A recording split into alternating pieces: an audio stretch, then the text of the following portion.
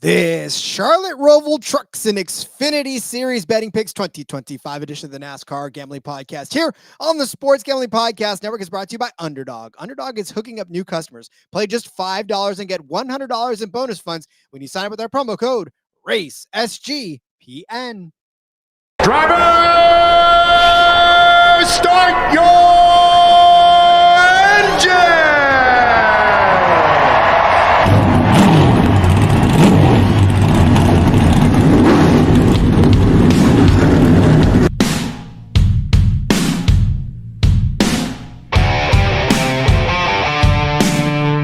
Strap in and pull those belts up tight as the Sports Gambling Podcast Network presents the NASCAR Gambling Podcast. I'm just gonna put my foot on the floor and I'm not lifting till I see God or a checkered flag.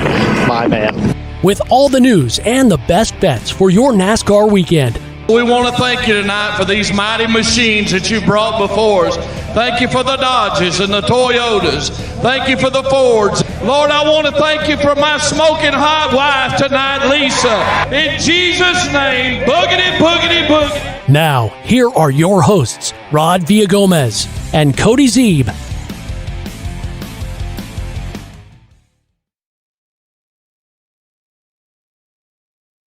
Welcome in to another episode of the NASCAR Gambling Podcast here on the Sports Gambling Podcast Network. He's Cody Zeeb. I'm Rod Villagomez, and we knew that if we waited him out, we would be able to get what we wanted in Cody. We got a little more than what we were hoping for, so thank you, books. Just, can you do it a little quicker next time? Yeah. It'd be nice, but hey, we got Xfinity top 10s to talk about this week, so it's nice to have those. So I guess, worth the wait. But yeah, here we are. Trucks, Xfinity, first time for the trucks on the ROVAL. Early as fuck race, which is an interesting decision, but what do you do? Little Friday afternoon or Friday lunchtime for you action, but hey, I know. And unfortunately, I'm actually going to be working during that time, so there's no actual lunch there. But I will be taping it. Yes, I said tape. I will be taping the race, and when I get home, as soon as I get home, what is you millennials and your damn digital stuff? But I will definitely be watching it as soon as possible. Obviously, you know that I dodge spoilers, so if I'm not in the discording it up with you guys. Yeah, I don't know how you do it. I'm unable to avoid spoilers at all. I bury my head in the sand. Like literally, I will, and most of the times I will still watch it if I know, but I just go black. Like I don't talk to anybody. Like nobody. See, and here's the good part about it. Outside of you and everybody in this show, nobody that I talk to cares about NASCAR, right? In my real world, no one cares. So they're not going to come up to me and go, "Hey, Rod, did you see the race?" And I'm not going to worry about it. So. Ash gets the American experience for trucks. It's an 8 o'clock race for Ash, so it works out perfect. If you're across the pond, it's going to feel like it does for us usually. Truck race on a Friday night. Love it. Speaking of which, Ash saying, "Hello, lads. Did my biggest wager on Cup race number even at plus 240. Sawallich to continue his road course consistency with a strong finish? ? Looking forward to the first truck race ever here. So are we." Slow roll said after Rod came off the top rope and demolished the Cody car lift. Cody gets cheated by Hamlin, the Chevy spy. Word on the street is that Cody car lift will now become the Captain Shook car lift. Yes, I like the storyline. It's very nice. You did come off the top rope and you nailed the car lift last week. Then I got fucked over on the Bubba Wallace outright by Denny Hamlin, who potentially a Chevy spy. Maybe it's Dodge, who knows? But yeah, that's Captain Shook car lift, I guess. Dodge would be fun. A Dodge lift, a dodging car lift, a Dodge your car lift. I don't whatever. Well, Rod, next year we'll have to bring on the Dodge lift for the Truck Series. Who knows? Maybe they'll change Corey LaJoie's mind and get him to run full time in the Truck Series. That wouldn't be a bad idea. I would get behind that. Yeah, let's make that happen. Sadly, he basically said last week he's not going to run full time in the trucks, and he's pretty much done. So it's all right. Yeah.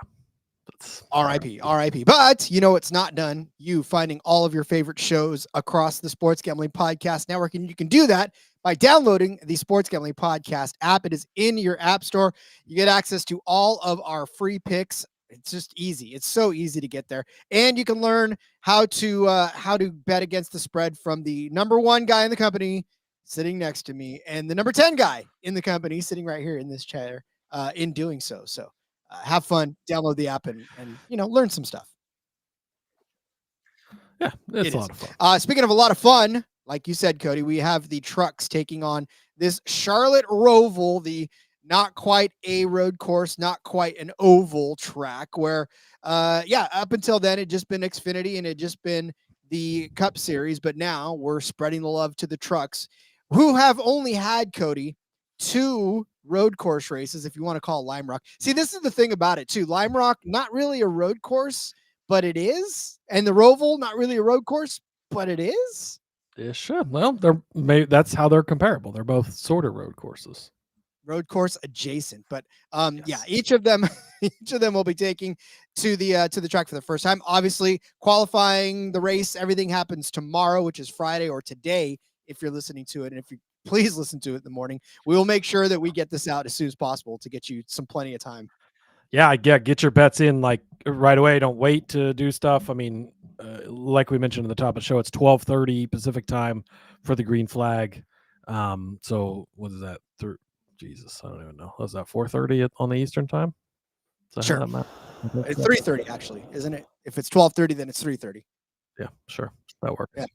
It's 2:30 here. Yeah, 3:30 there. Okay. Boy, that was a lot of work, but we figured it out, Rod. Nothing on a Thursday. Never a good idea. Ross checking in saying good afternoon, everyone. Hey, good afternoon, Ross. The EcoSave 250 of the truck race. It is 67 laps on this 2.28 mile road course for 152.76 miles around the Charlotte Motor Speedway road course in Concord, North Carolina. By the way, I did that to my daughter last night. I told her that there was 6 or 7 laps around this course, and she said, "Dad, good night." And I said, "Good night." I bring it up every chance I get. We were driving behind a car today that had 6-7 like wrote in the dust on the back of it, and so I just pointed and I was like 6-7, and she's like, "Shut up, Dad." So pretty much the same response, but that's okay. There is 36 entries for this truck race route, so they will all make the race. One Connor Zilisch is going to be in the 7 truck for Spire Motorsports.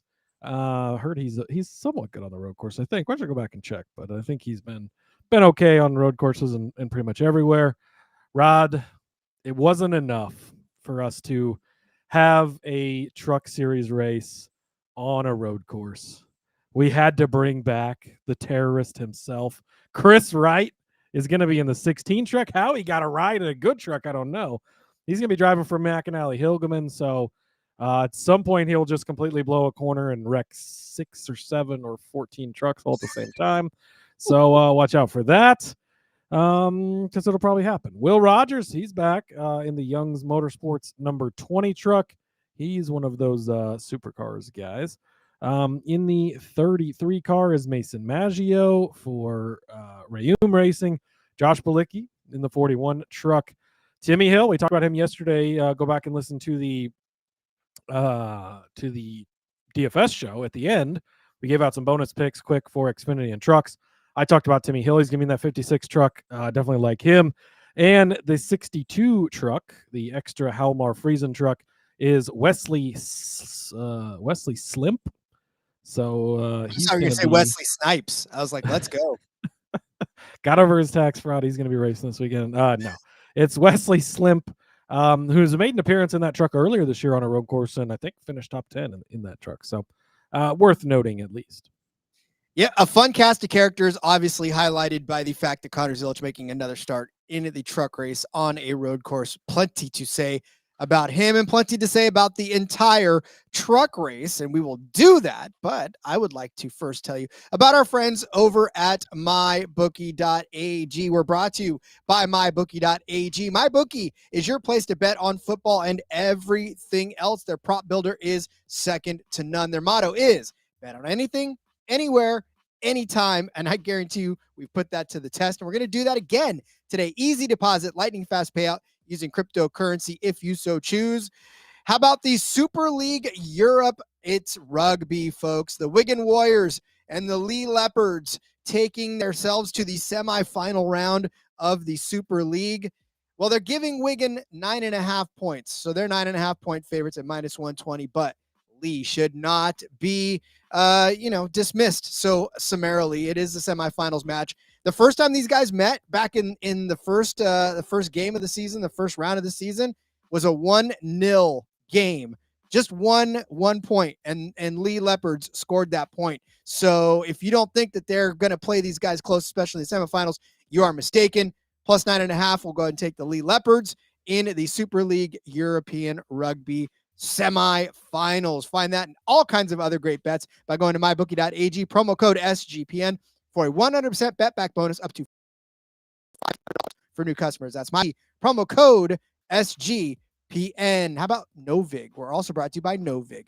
Novig is America's #1 sports prediction market. And since Novig is an exchange, you know you're getting some of the best prices in the market. Novig, available in 35 states, and that number continues to grow. Download the Novig app and get $50 when you spend $5 if you use our promo code SGPN.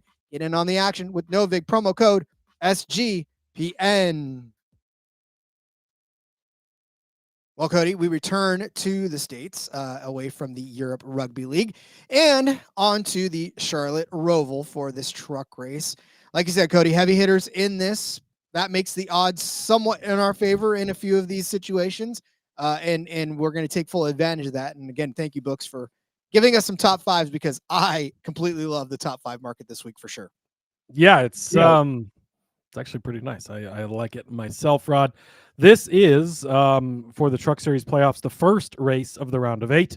So a win in this race by any of the 8 drivers still in the playoffs would lock them into the championship race. So they could already punch their ticket now for Phoenix. Obviously, Corey Heim is a very nice 69 points above the cutoff. He's feeling pretty good about his points position, but he's a co-favorite to win this race. And if he can get it done, he'll get that ticket punched to Phoenix. He did that last year in this race. Lane Riggs is 22 points to the good. He'd love to see that as well. Hemrick is 1 point to the good. Majeski and Ankrum are tied at the cut line. Grand Endfinger's 3 to the bad. Caruth is 5 to the bad. Honeycutt 7 to the bad. So very close field here, especially around the cut line. And to win by any of these 8 drivers locks them into Phoenix and guarantees them a chance to race for championships. So a big race in that sense. And again, we've kind of talked about it in Cup and Xfinity, where it's a cutoff race and points matter and whatnot. Points also matter a lot in this one because it can help you get your round of 8 started off well on your way to trying to get to Phoenix. Well, and you look at the amount of points that some of these guys are down, and it's not a lot. I mean, this is a couple of stages worth of points that you can accumulate and get yourself above the cut. I mean, a third place finish for anyone in this, a Caden Honeycutt even, a third place finish would move him to the cut line, to tie it at the cut line with 7 points. So, points are definitely a big thing in this race for sure. Indeed. Well then, Cody, I say it is time to start loading up our betting card for this truck race. And like we said, lots of different strategies playing here, but a couple of these guys don't have to worry about it, and it's kind of who we're targeting. Yeah, absolutely. So I'm going to start off. I looked all over the matchup market, and there's a lot of just really tough matchups out there. I like the one you're going to give out, so I'll agree with you on that, but couldn't find one I like for myself. So I went over to Caesars. They got a couple of groups there, and I'm going to go to Group A. I think this is a tough group. You could kind of pick anybody. Daniel Hemrick is the 3rd highest priced guy in this group. He kind of sticks out to me a little bit. He's a guy that we've talked about you can rely on for the most part. He's had some downs a little bit more lately than he had previously, but he's been a solid guy throughout the season. So I'm going to take him. You can get him at plus 270, and it's over Grant Enfinger, Ben Rhodes, and Tyler Ankrum. So this is not a shoe-in by any means, but I think at almost 3-1 to just go beat 3 other guys, I like it for a guy that you can rely on to run pretty good on a week-to-week basis. Obviously, these guys are all good at road courses as well, so it's not so much about shooting holes in them as it is in Daniel Hemrick is just a reliable guy. 12th place at New Hampshire was really a bad run for him last time out. 5th at Bristol, 7th at Daytona, 2nd at Darlington. Did have that 33rd at Richmond in there, but 2nd, 7th, 9th, 5th. He's inside of the top 10 just about each and every single week. Last time we were on a road course, and the only like true road course we have come to, Watkins Glen, he finished 2nd place. So a really good run by him there, and was right on the heels of Corey Heim in the final turns there with a shot at him. And had he pushed a little harder, he probably could have made contact, potentially gotten him. He chose to just run behind him, but a good run, a 2nd place finish. I think a 2nd place finish cashes this bet for you. And then Lime Rock, the other road course we have to look at that they've been to this year, a 9th place run. Not the greatest of days, but a solid day. That's all I'm looking for. These other guys, Grant Infinger is pretty consistent on a week-to-week basis as well. But Ben Rhodes can be very hit. He can be very missed. He's kind of all over the place. He's won road courses before, so it's not crazy for him to run well, but you can't rely on him week to week. And same thing with Tyler Ankrum. You were on him a lot early in the season, kind of fallen off of that a little bit down the stretch as things have not gone as well for him. So I think that getting Daniel Hemrick, who's reliable, he's going to run top 5, top 10 all day, just to beat 3 other guys at plus 270 in a truck market that, like you mentioned, the top 5s are great, and that's pretty much the rest of my bets. But outside of that, just not a ton of other options out there, not a lot of stuff. So, I like this one. Give me Daniel Hemrick to win Group A over on Caesars at plus 270. Yeah, and we know that truck is capable of so much, and he should be able to beat all these other guys, and like you said, all these guys have had their troubles over the course of the postseason, the course of the season altogether. So it stands to reason that he should get that. So I do like that, taking a chance, especially at plus 270. My matchup, I did, like you said, there's so many tough matchups this week. It's so hard to pick. They've got really, really great actually handicapping this time around. So I'll give it, the books made it difficult to pick. And even like this one, splitting hairs on some of the matchups. Like, man, you can make a strong case for both those guys are probably going to finish, 5th and 6th or 8th and 9th. Like, they're going to be right by each other all day.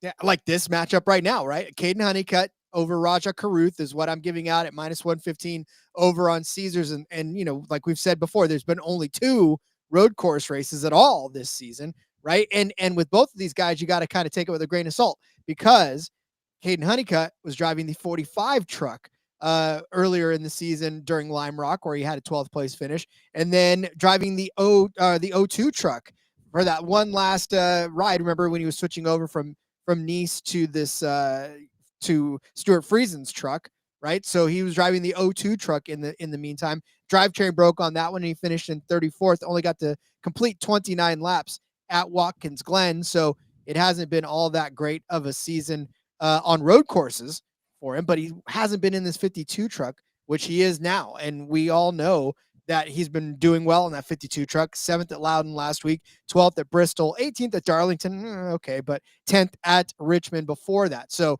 he's been driving the hell out of that 52 truck. He's still in the playoffs, and he's still got something to chase for. Same for Raja Caruth, and Raja Caruth is in his own truck, right? And has done like 21st at Lime Rock. So obviously Caden Honeycutt beat him there, even in the 45 truck. And then at Watkins Glen, Raja Caruth had brake problems, ended up finishing in 32nd. So if Caden Honeycutt would not have had that problem, that electrical problem or that mechanical problem early in the race, then who knows? He probably could have finished better than Raja Caruth in that particular race. And so, this is just really a testament to how well Caden Honeycutt has run already by himself, right? And he's got 11 top 10 finishes in 21 starts this season, 2 top 5s, average finish of 13.9, whereas Raja Caruth, average finish of 14.1. He does have 10 top 10 finishes, 3 top 5s, and that win, but he's also not finished 4 races in this span to Caden Honeycutt's 3. So, again, this is just, like you said, it's splitting hairs. They're probably going to end up relatively close together. I feel like Caden Honeycutt has the most potential for a top 7. I don't know if I want to go so far as a top 5, but, somewhere safely in the top 10 where Raja Caruth could have trouble. Not really a historically good road course racer is Raja Caruth in this truck series. So definitely just like I said, I'm feeling Caden Honeycutt a little bit. Not necessarily that I'm not feeling Roger Carruth, but I will give Honeycutt the edge here, just ever so slightly. So minus 115 over there on, I think I said ESPN, right? So see. Yeah, I have no arguments, Caesars, but yeah, I have no arguments on this one. I completely agree with you, and I'll ride with you. Again, it's just splitting hairs. There was no way I could pick any of the other guys. It was tough. But all right, Cody, where are we going next?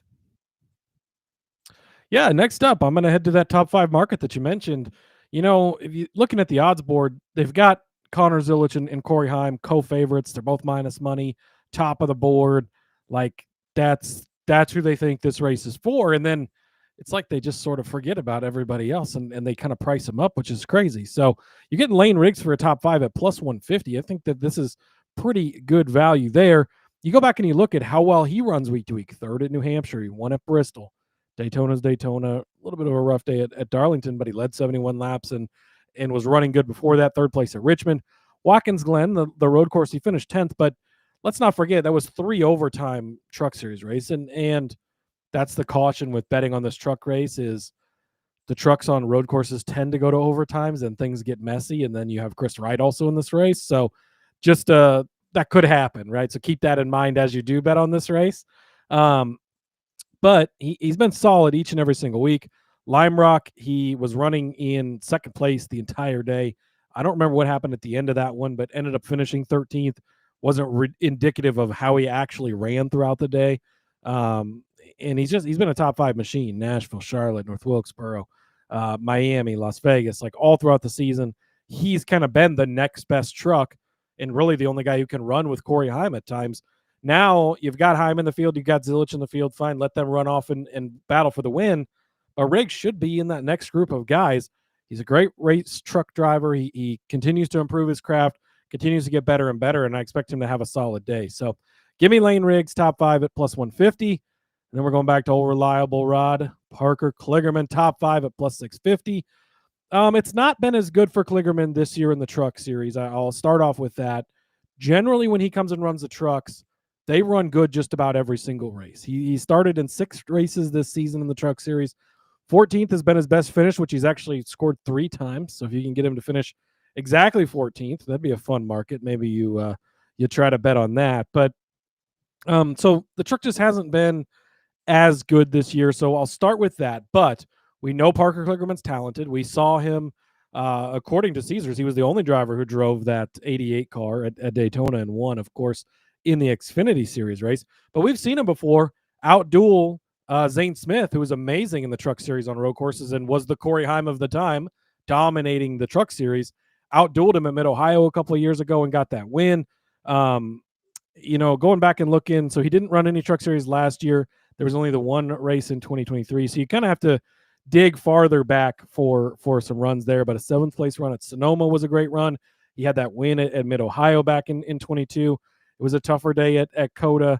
But we've seen him have good runs. We know that he's capable of doing it.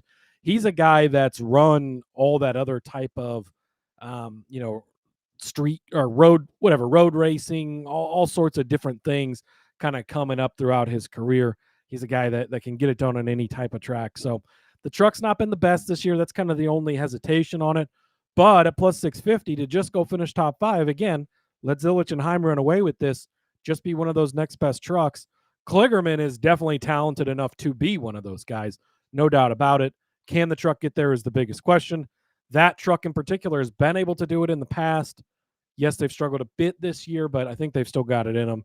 So give me Kligerman top 5 at plus 650. He is one of those guys where it doesn't even matter. If he's in the field, he is a threat because of his talent level. Obviously, he's done it at the highest level and continues to run well. So, yeah, it just doesn't make any sense to me for him to be at this long of an odds. So I love to taking advantage of that. Cody, if I told you that a driver had finished in 3rd place in both of the only road course races that are on this schedule, what do you expect that top 5 number to be offered at? Would it be? Well, that's pretty good. So, I mean, if they finish top 5 in both of them, 2 for 2, 100%, I'd say you're pretty lucky if you get 150, 200. No. Gio Ruggiero, top 5 number is at 7-1 over on Hold ESPN. on. I love this bet, but I forgot one of the most important points. Parker I hate this fucking track. I forgot about this, TK, and I hate this track so much, Rod. Not only did Cardboard Gate get us, Parker Klickerman was going to fucking win the Xfinity Series race here last year. He was 30 inches from the start-finish line when they put out a caution that should have got put out 10 seconds earlier. So you could have waited another 0.6 of a second to put it out and just got absolutely fucked. God damn it, I forgot about that. Thanks for that horrible reminder, TK. But to my point of Klickerman can be good here. So sorry to step on your feet, Rod. My toes are already short enough as it is. But no, Gio Ruggiero, top 5 number is at 7-1. I just told you he finished 3rd place in both, not just one, and then in Lime Rock, 3rd. At Watkins Glen, he finished 3rd. That's 2 top 3 finishes. All we're asking him to do is get a top 5 finish. And the reason I'm not really backing his top 3 number, which is insane. But I mean, you've got guys in this that are going to really just make it hard for anybody else to climb into that top 3. So, like I said, Watkins Glen started 5th and finished 3rd. Lime Rock, he started 12th and finished in 3rd. Gio Ruggiero, I don't want to say quietly putting together a really good season, but kind of really putting together a good solid season for what he is. I mean, the truck he's inheriting was driven by Taylor Gray last year, and we know how good Taylor Gray did it. And in fact, there was only one road course all of last season for Taylor Gray, and that was Austin. That was at Coda, and Taylor Gray finished in 2nd place in that race. So again, we know that 17 truck knows how to find its way into the top 3 when it comes to road courses. And so, it's just a matter of that number is far, far, far too long for a driver that's already done it twice so far this season. And that 17 truck, was so successful last year. Like I said, it was just Austin. Taylor Gray started in 3rd and finished in 2nd place in that race at Coda. So we know the truck is a good road course truck. And then Ruggiero, look, he's had some pretty solid finishes. He did finish 2nd at Daytona. He finished 4th at Kansas. He finished 7th at North Wilkesboro. Like I said, those 2 third-place finishes at the road course, 6th at Richmond. He just finished 4th in New Hampshire after starting in 14th. There's speed in that 17 truck. He's disciplined enough. 10 top 10 finishes in 21 starts, average finish of 12.6, 5 top 5 finishes to go on top of that. So we know he's disciplined enough to be able to finish in the front of the field. And like I said, the only reason I'm not touting his top 3 number is just it feels like that's too much of a risk given that this is the playoffs, right? And that we already know Connor Zilisch is in this field, probably going to run away with this. Corey Heim, Lane Riggs, like those 3 right there should be the 3 that are dominant all day long, right? With Gio sort of peeking his head into the mix every once in a while. But I'm so much more comfortable, especially at 7-1. If this was a top 3 at plus 250, maybe I'd explore that top 3 at 4.5 or something like that. But the fact of the matter is I'm just so thrilled that Gio is at 7-1 after doing this twice already. Please just load me up on this one. Yeah, absolutely. And he's been a guy that the Discord's basically, those guys have been betting on him every single truck race for the top 5 because he constantly finds himself in the mix. You're getting a great number. He's in a good truck constantly, and he continues to be a better and better driver each and every single week. And like you said, he's got it done both times we've been on the road courses. Lime Rock, pretty caution-free, clean race. And then Watkins Glen, the opposite, chaotic 3 overtimes, still finds his way to the front. So he's been able to handle both of them and get it done. And doesn't have to finish top 3 this week, just top 5, and you're cashing a good sum. Sam Smith saying, I said that too fast. 2 third-place finishes at road courses. That is absolutely correct. I'm sorry. When I went to basic training and I started to talk, everyone was like, dude. Well, first of all, I said, dude, and they're like, you're from California. I was like, yeah. Then that's why you talk so fast, huh? And I was like, yeah, I apologize. California comes through in me quite a bit, especially when I get excited about the fact that this is such a good number for everybody out there and they need to jump on this. We waited, and like Cody said, it was worth the wait. So, all right. Well, then we already talked about some folks that are going to finish well, and we did mention that we think somebody's going to win this race. So Cody, who's going to win this race? Yeah, I mean, you got co-favorites at the top in Heim and Zilisch, and I think that it is one of those guys that gets it done. And I'm going with Connor Zilisch. He's minus 115, but I'm willing to pay that juice in the Truck Series here. You're putting. I know that Corey Heim is great. I know he's won 4 road courses in a row now in the Truck Series. I understand that, but Connor Zilisch is next level. And you look at Watkins Glen and you go, well, he only finished 8th place there. I don't remember exactly what happened. I know we went to 3 overtimes. I didn't have time to go back and like rewatch the highlights or anything. I don't remember what got him in the position to not win that race, but I do know he was in the 45 truck. This week he's in the 7 truck. There's a massive difference in the 45 truck and the 7 truck for Spire. It is a pretty big difference. This is a much better truck. And you look at what he has done, obviously, in the Xfinity Series. It's been well documented. Just go back and read his finishes starting last week at Kansas. 2nd, 5th, 1st. Yes, that was 5 firsts. Then a horrible 4th place finish in there. First. He won 5 of 7 races. 2nd, 4th, 1st. 12th place. Oh, my goodness. 5th, 1st, 2nd. He's not finished outside of the top 5 in the Xfinity Series since April 26th. The last time, Bristol was in there. That was April 12th, actually. So, yeah, April 26th, last time he finished outside of the top 5 in the Xfinity Series. It is October, if you were wondering.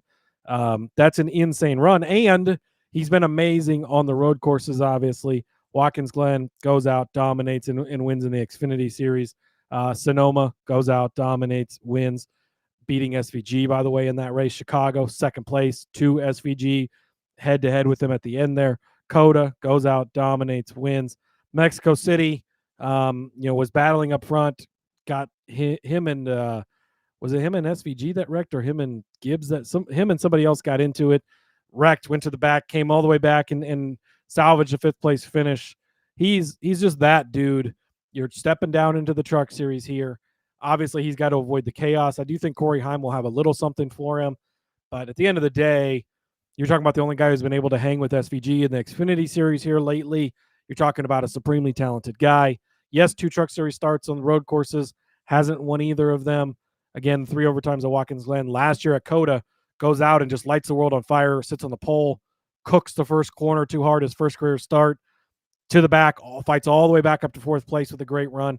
Now he's got all this experience behind him, all these top 5 finishes in a row, all these wins in the Xfinity Series. He's a much better, more mature driver, much like what we saw with SVG. Once he started to really figure it out, now he's figured it out. I think Zilisch is on that level, and I think he goes out and wins this race. I don't mind paying minus 150. Yeah, no, and honestly, it's the same argument that we make during the Xfinity Series, right? And even when he's sometimes jumped into the Cup Series, it's inevitable. You almost can't stay away from it. Almost like in DFS, it's only a bad bet if it doesn't hit, and even then, it's still not a bad bet because it would have probably hit had some catastrophic thing not taking it out of contention. So, yeah, Connor Zilisch. Laura saying good afternoon. I know you got a long shot. Hi, Laura. Good afternoon, Laura.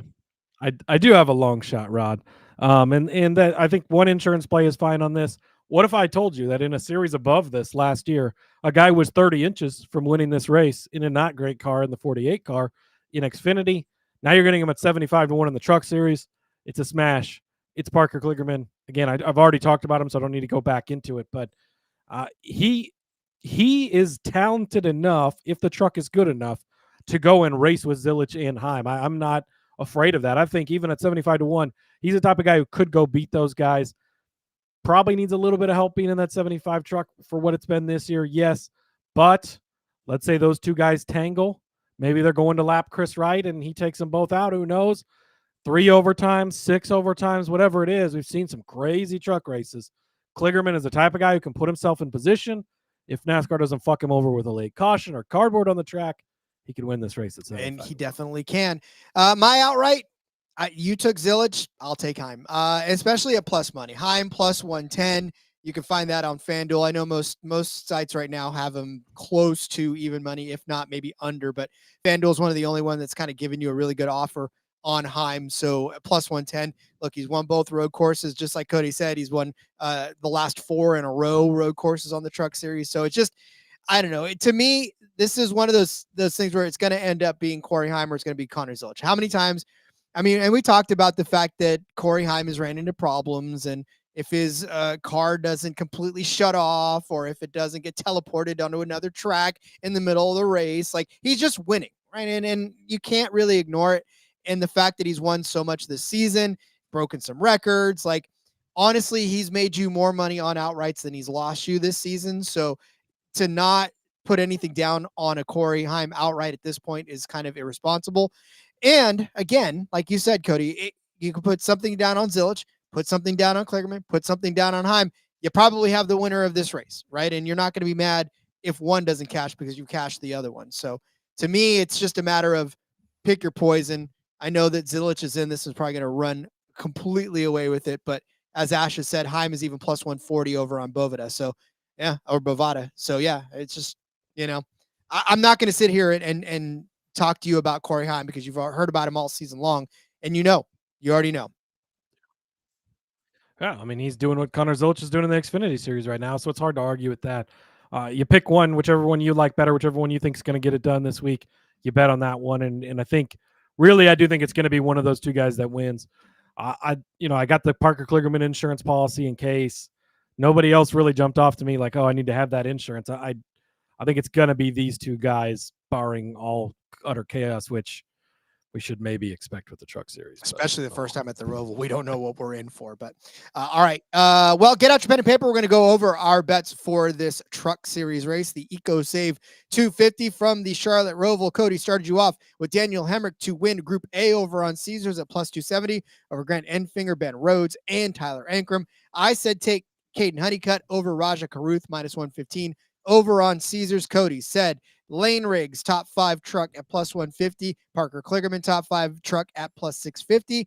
I said Gio Ruggiero, top 5 truck at plus 700 over on ESPN Bet. Cody gave you Connor Zilisch to win at minus 115. Kligerman at 75 to 1 to win. I said take time, my friends.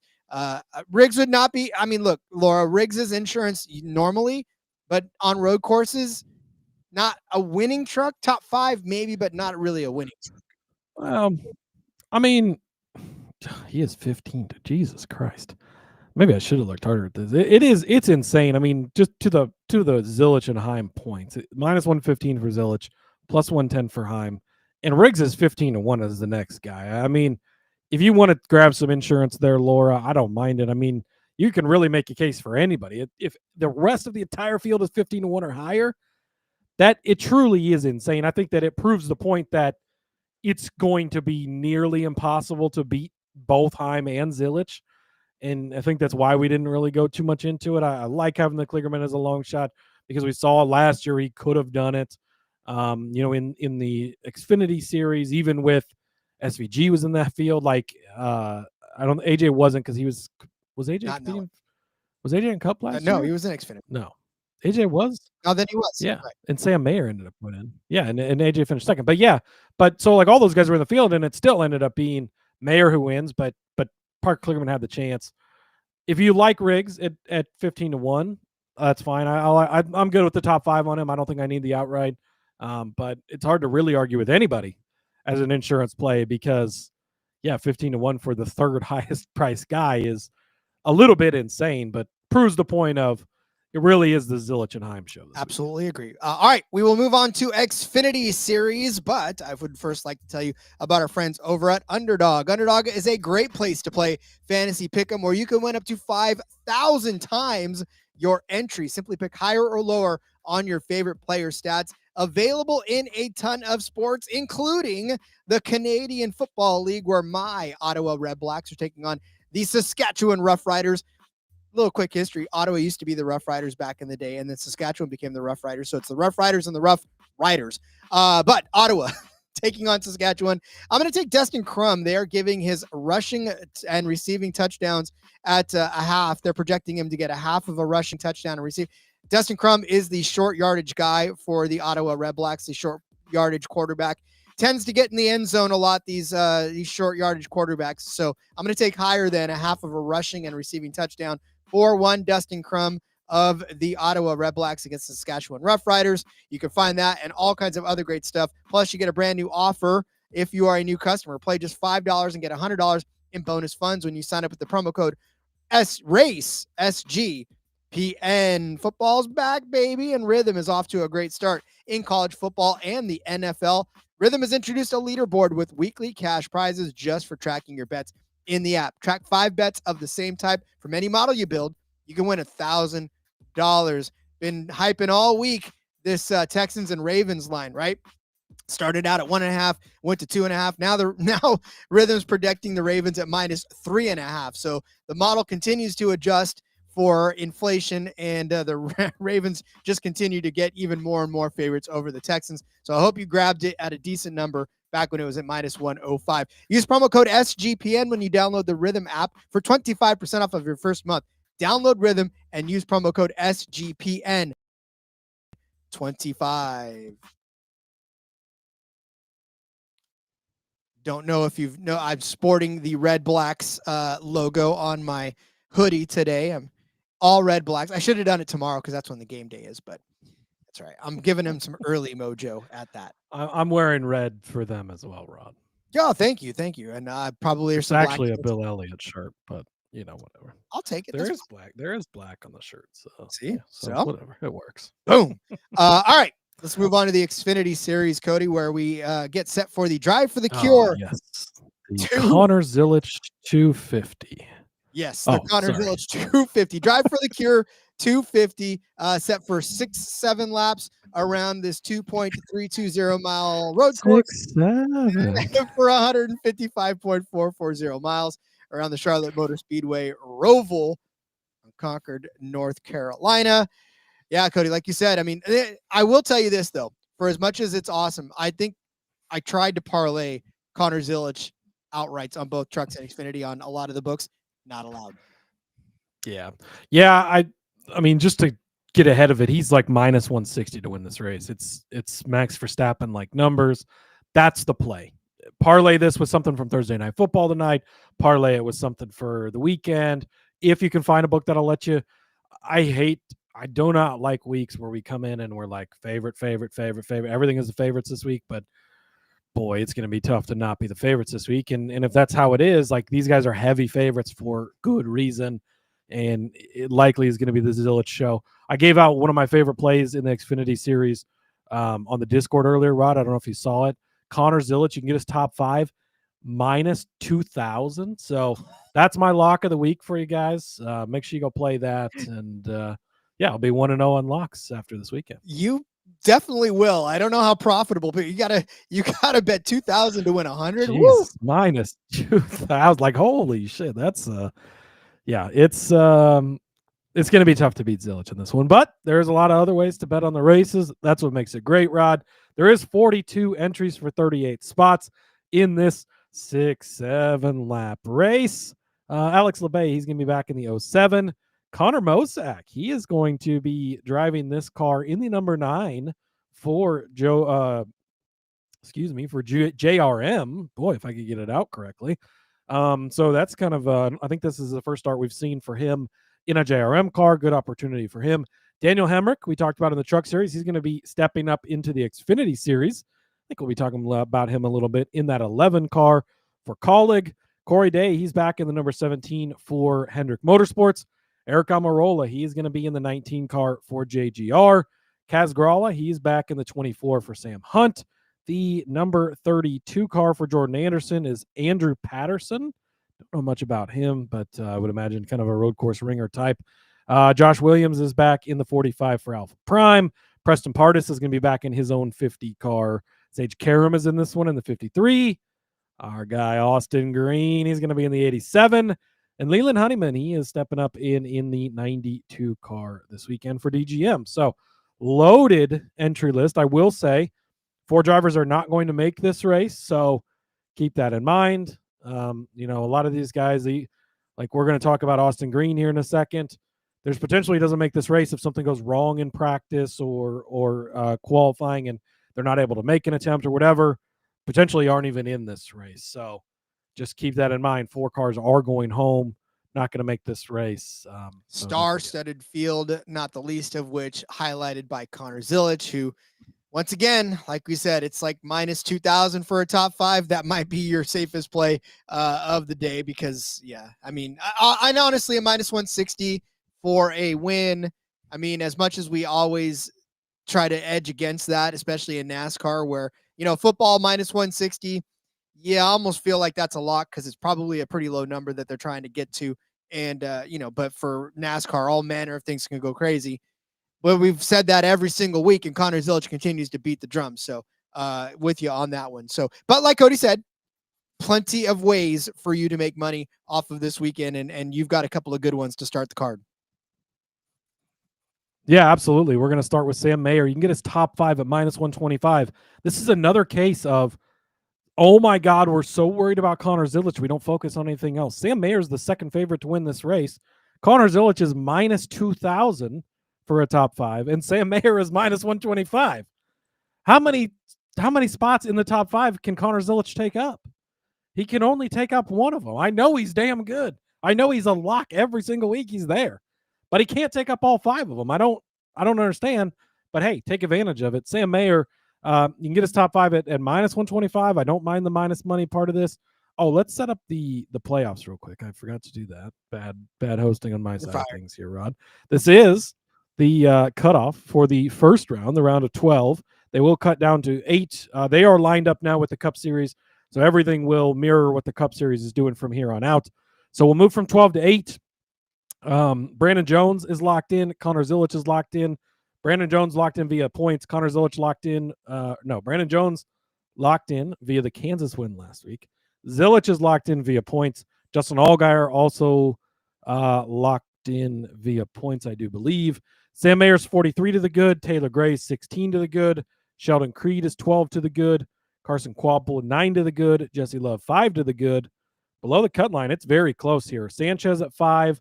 Austin Hill at 7, Harrison Burton at 8, and Sammy Smith at 14. So this is going to be an exciting race when it comes to the playoff cut line here for sure. So Sam Mayer coming into this one, 43 points to the good. He doesn't really have too much to worry about.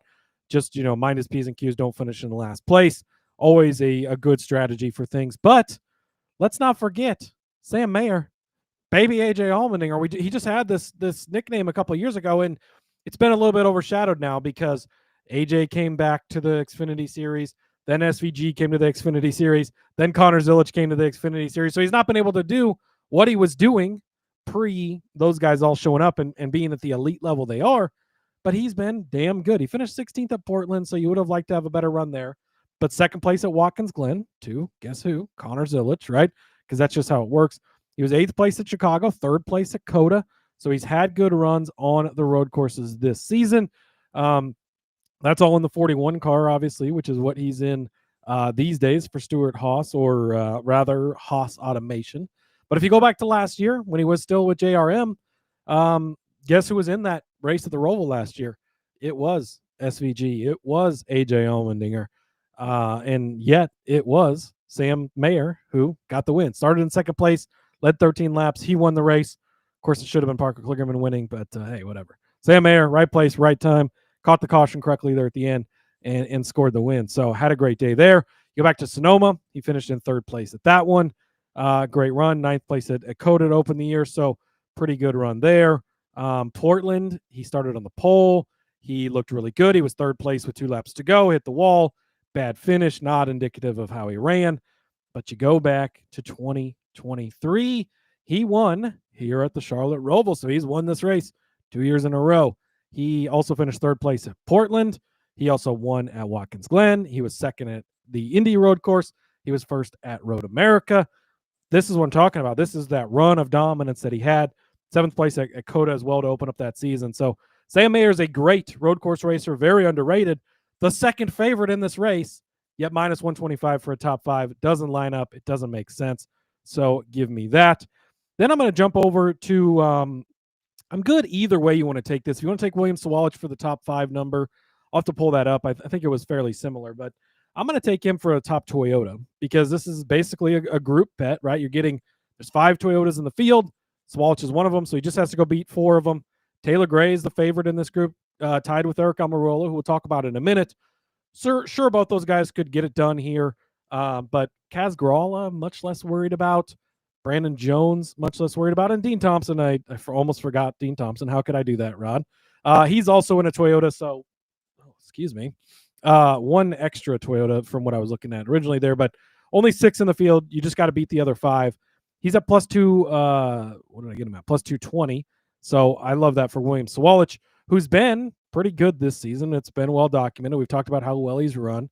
A little bit down the last couple of weeks, 11th at Kansas, 15th at Bristol, but had a second place at Gateway. He was second place at Portland. Good run there, strong run. Had a chance to win that one at the end. Watkins Glen, he was running top 5 when the Austin Hill unleashed being a terrorist and wrecked 3/4 of the field, if you'll remember that. So he finished in 26th, but was running much better. Sonoma, a good third-place run there for him. Back to open up the season before we knew, but when he was not, it was the William Swalich of old, right? Not the new William Swalich. He still finished 9th place there. Mexico City, he finished in 6th place. He's been very good on the road courses.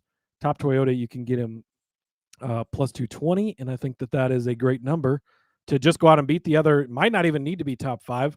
Probably do, but you might not need to be, depending on kind of how the cookie crumbles and how things fall at the end there. So give me William Swalich to be the top finisher. Yeah, the Mayer one is just an absolute hammer. I do believe that this is one of those situations where those will be a lot like what we were talking about with the Truck Series, right? Where Heim still has something in the tank for Connor Zilisch, and so does Mayer for that matter. And I think that's a great one. And then the top 5 number is fantastic. So I like that. All right. I'm going to buck my trend because I have backed Love so many times this season to the point where I feel like this time I have to get off the Love train. I must depart from the whatever stop I'm at right now. And I'm going to take Nick Sanchez. And this is another instance where a lot of these head-to-heads were very tough. They were very splitting hairs, and the books did a really good job of actually pairing off these drivers this time. I didn't really find a huge mismatch, but I'm going to go out on a ledge and take Nick Sanchez over Jesse Love -105 over on ESPN Bet. And really, I'm going to point to Portland, where Nick Sanchez did score a solid top 3 finish there in Portland, whereas Jesse Love in Portland did not finish as well. He finished well, but not as well. In Portland, I'm looking at the wrong season, Rod. Portland, he finished 10th place. So a top 10 finish for Jesse Love there.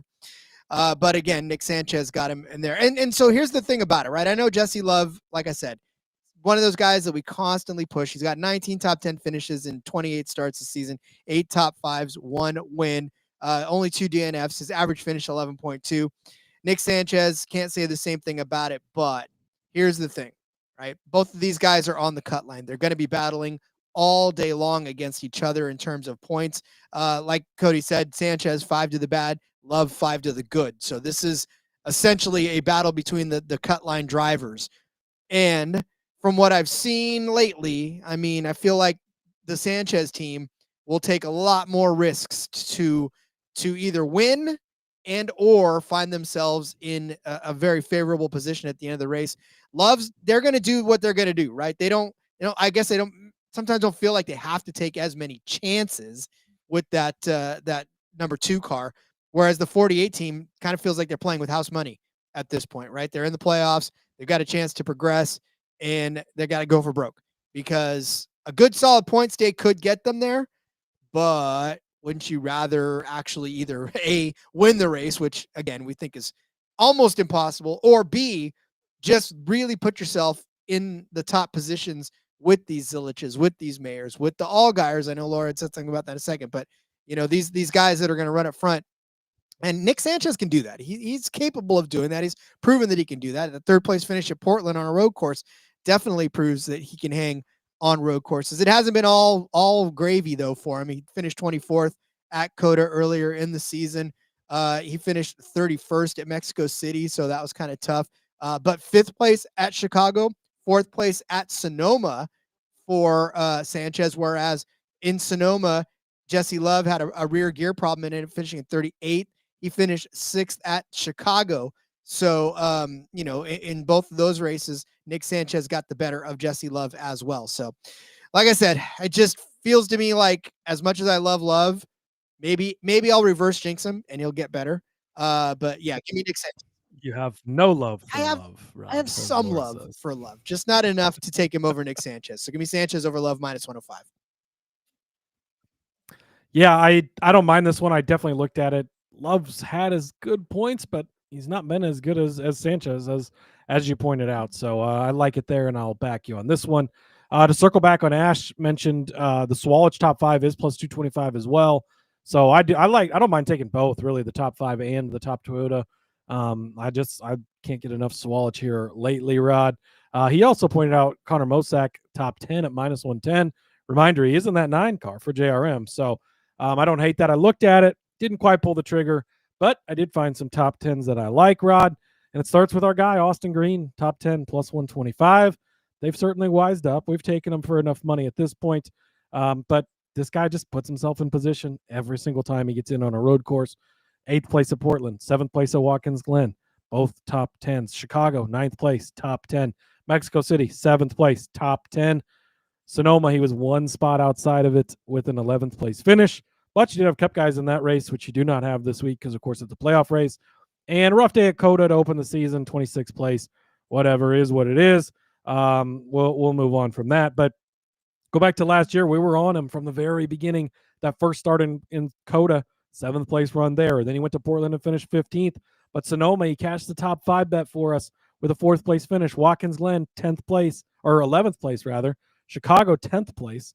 So he got it done. Last year at the Roval, I will say, 30th place finish. Shit happens. Just like we saw at Coda, 1 year he gets 7th, 1 year he has a bad finish. Not overly worried about that. Plus money for him to be top 10. I like.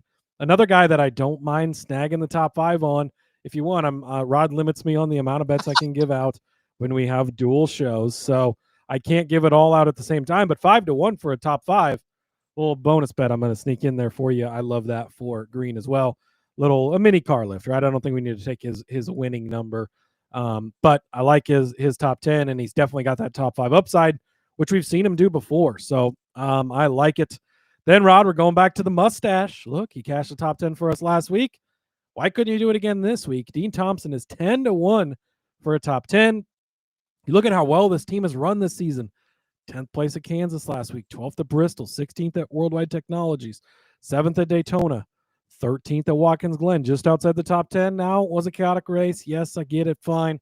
But he still was close to cashing the top 10. But maybe this is a chaotic race, right? Maybe we get a caution 30 inches before the leader's about to take the checkered flag. Who knows? We've certainly seen that before. So Portland was a bit of a rough day where he finished in 32nd, but Sonoma, he was 18th.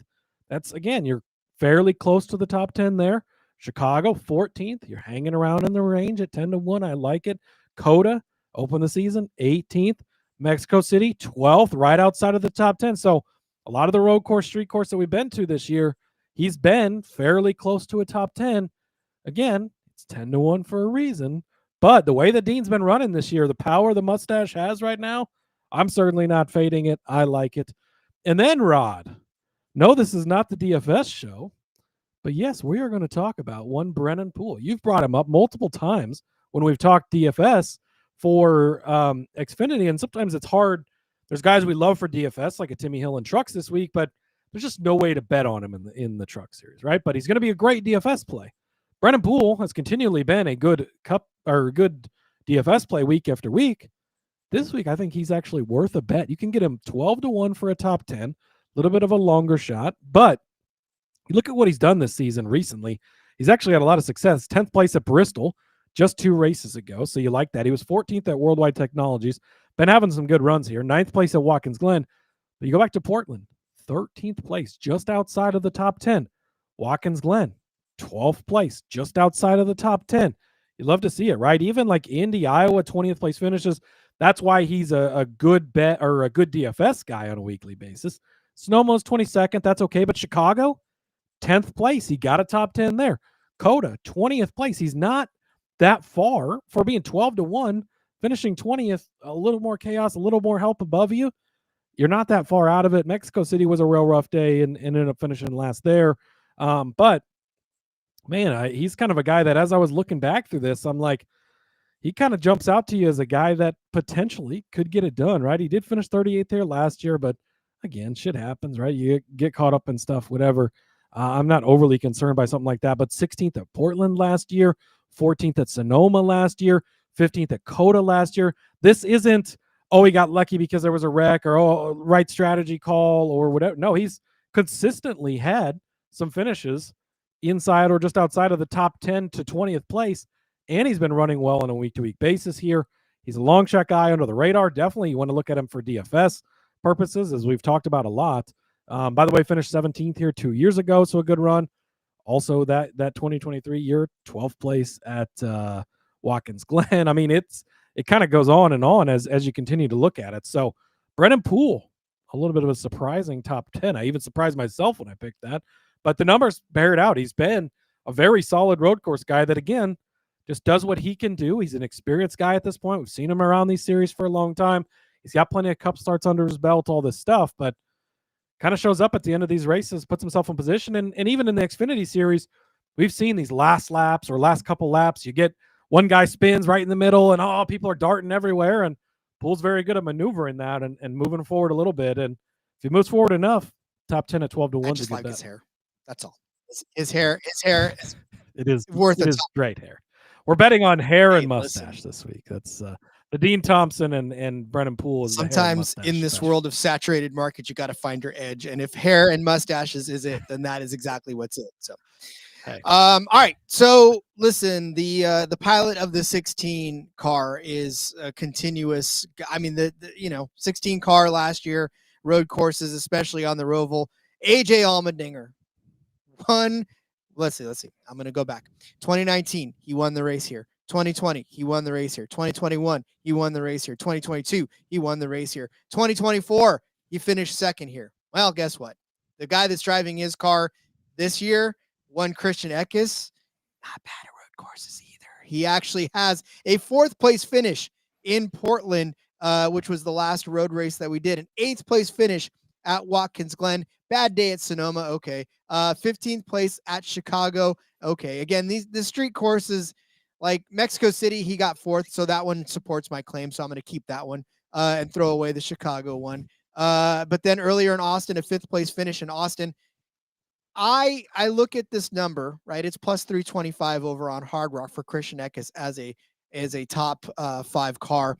And when you evaluate these bets, right, they say always look for value in it. And when you've got a guy that is finished inside of the top 5 on these road courses more than he hasn't, and you're getting almost 4 to 1, just a little over 3 to 1 on him to do it again. I mean, look, he did the last time he was out at Portland, and it wasn't as if he started in 5th and finished in 4th. No, he started in 15th and wound up finishing in 4th. He's driving a College car that was their bread and butter back in the day with AJ Allmendinger. They knew they could put him on a road course and he'd get a win, right? That was just the way they set it up. And it doesn't feel like Christian Eckes has fallen that far off of the tree. Yeah, he had a bad finish at Sonoma. That was kind of a rough day for him. But outside of that, it's just been really good on road courses and top 5 material. So I feel like this is just way, way, way not priced correctly at plus 325. In fact, when we set up the doc, I was like Christian Eckes, and we didn't have the top 5. Just I didn't care what the number was, and I thought it was going to be closer to plus 210, maybe plus 220.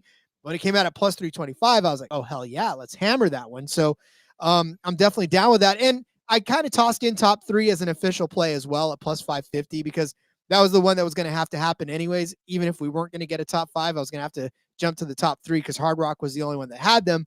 So plus 550 on Hard Rock for a top 3. Listen, I'm not saying that he can get it done, especially with Zilisch out there. These guys that are just Sam Mayers. But look, the potential could be there. He's finished 4th in a road course race, which means, one guy spinning out or one guy getting squirrely in front of him and he can dart up and get a better finish. But I'm much more comfortable with the top 5. But I think if you want to go top 3 as well, and maybe just sort of, cut up a unit and put it on both, I don't think that's a bad bet because he definitely has the potential to do it. That car could probably just drive itself to the front without it's like, a Tesla that just knows how to get where it's going to go. And all he's got to do is sit back and every once in a while, make sure he doesn't hit a squirrel. But that's where I think Christian Eckes can finish, at least in the top 5, plus 325 on Hard Rock. And then if you want to take that top 3 at plus 550, you can do that as well. Yeah, I don't mind this at all. You talked about him yesterday on the DFS show. He was kind of your bonus play over there. Spoiler alert for Xfinity. But completely agree with all the points you made yesterday, all the points you made today. I like him. I think he definitely could be a surprising guy. Over to the outright markets. We mentioned Connor Zilisch is minus 160.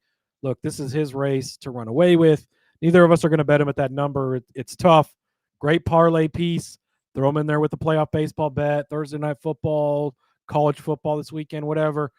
It's a great piece to use in the parlays. I think that just betting at minus 160, you could probably look back Saturday night and say I should have just did it because he just blew everybody out the water, right? But he's not completely invincible. We have seen very few times some cracks in the armor, right? So I think that we're going to throw out 3 guys that I think are great insurance plays. And again, this is a case where he's minus 160. The next guy on the board is Sam Mayer at 7-1. And that's the guy I'm taking. You're getting the second favorite in this race at 7-1. What if Zilisch blows a motor or has a bad pit stop or gets a penalty? Then you're going to give me the guy who's won this race the last 2 years in a row? Or not the last 2 years in a row, but won it last year and finished well here in the year before? Okay, sign me up for that, right? And TK pointed out Mayer, who won this race last year, also got a start violation at the beginning of the race and had a pass-through penalty on lap 2, fought all the way back through, stole that win from Parker Kligerman again late in that one. But, hey, that should have been Parker Kligerman's win. He had it at the end, was running away with it. You get the caution, and Mayer's right place at the right time. SVG was in that race. AJ Allmendinger, the king of the ROVAL, was in that race. Didn't matter. He was able to beat those guys. I sort of already talked him up earlier in the show as well, so I'm not going to rehash all the stats. But Sam Mayer's been very, very good at road courses, very capable of winning.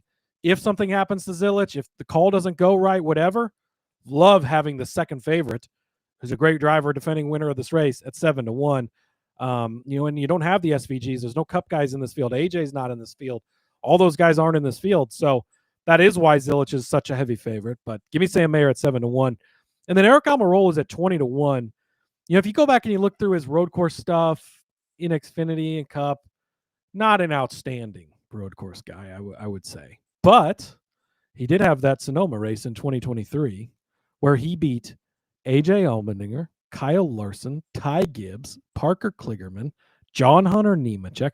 All these guys were in this race, and he beat all of them.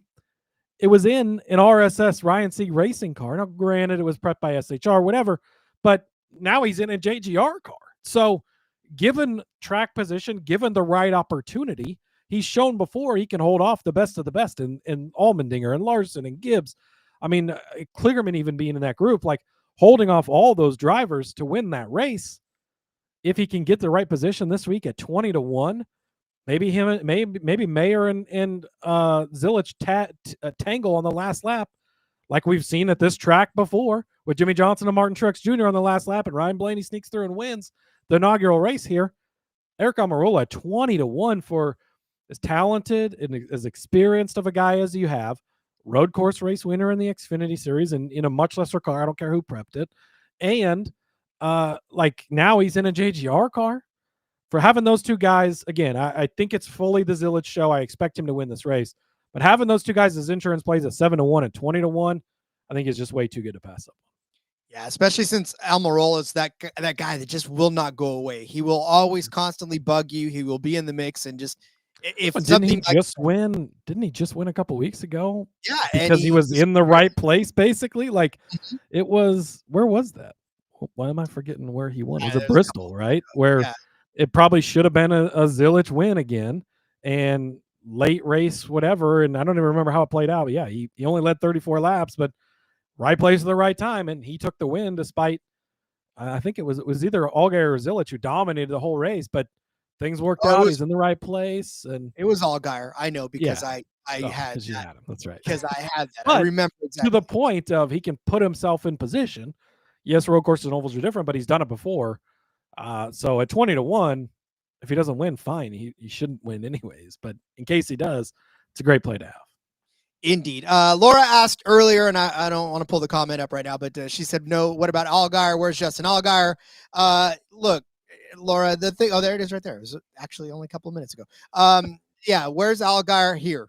This is the only spot that I could really find that I actually liked.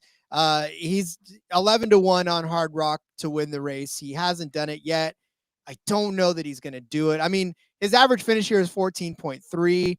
7th place finish last year, 37th year before that, 5th, 9th, 23rd, 4th, 15th. It's just, and then, you look at the road courses this year, he finished 15th at Portland, 6th at Watkins Glen.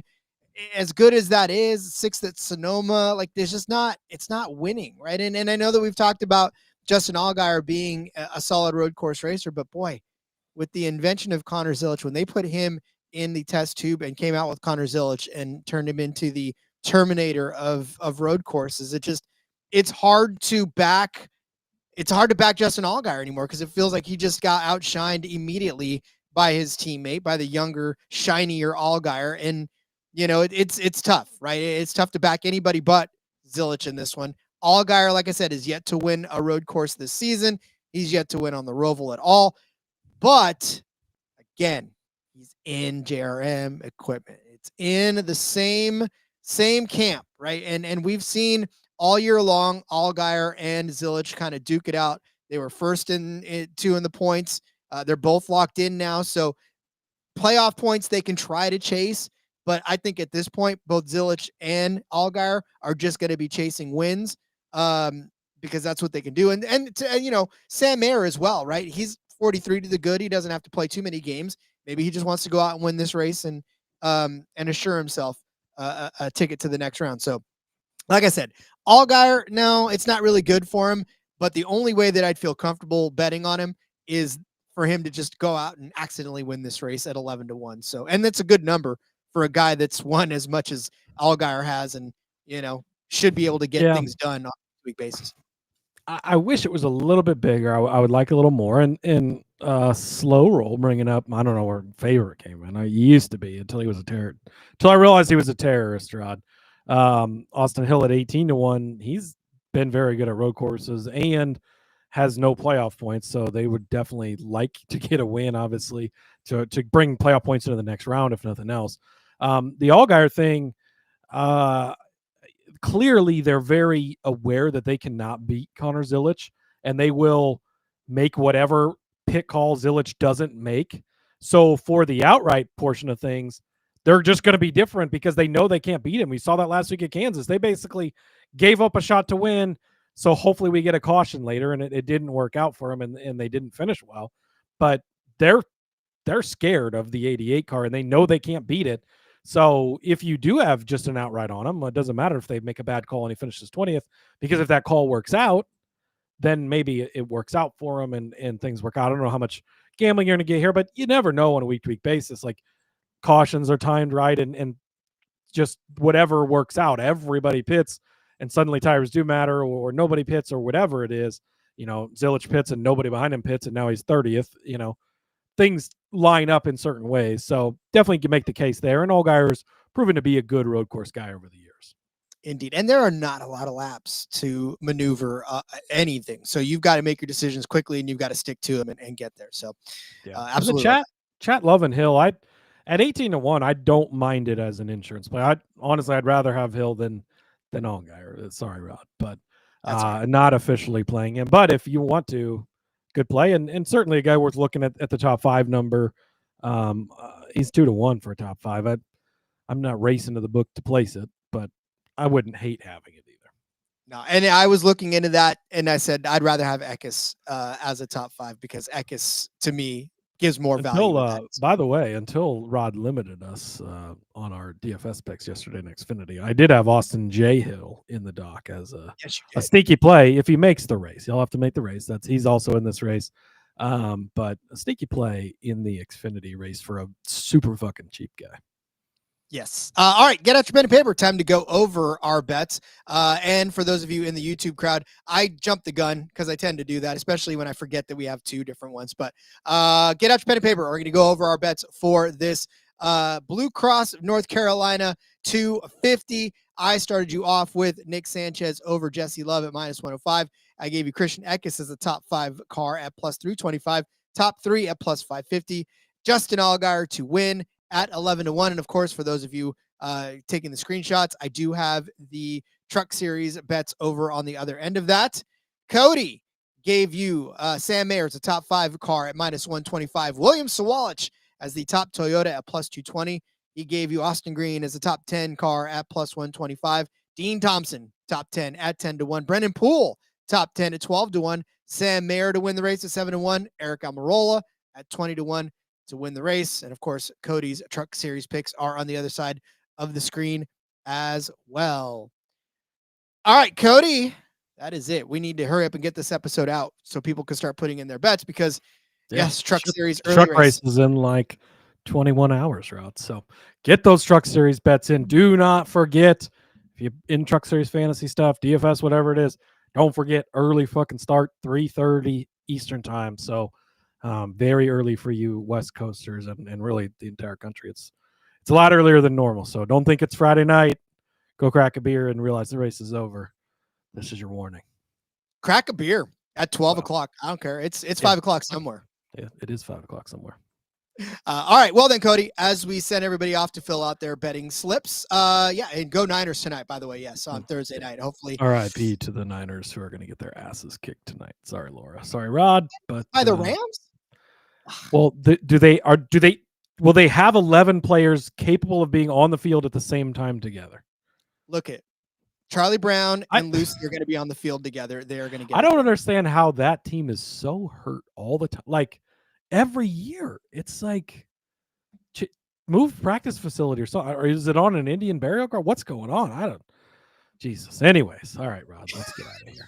Get out of here. I'll let everyone know where they can find you outside of this place. Yes, Rod. You can follow me over on the X at Husker_Zeeb, where you can find all of my work, tons of it, lots of NFL stuff, lots of other stuff.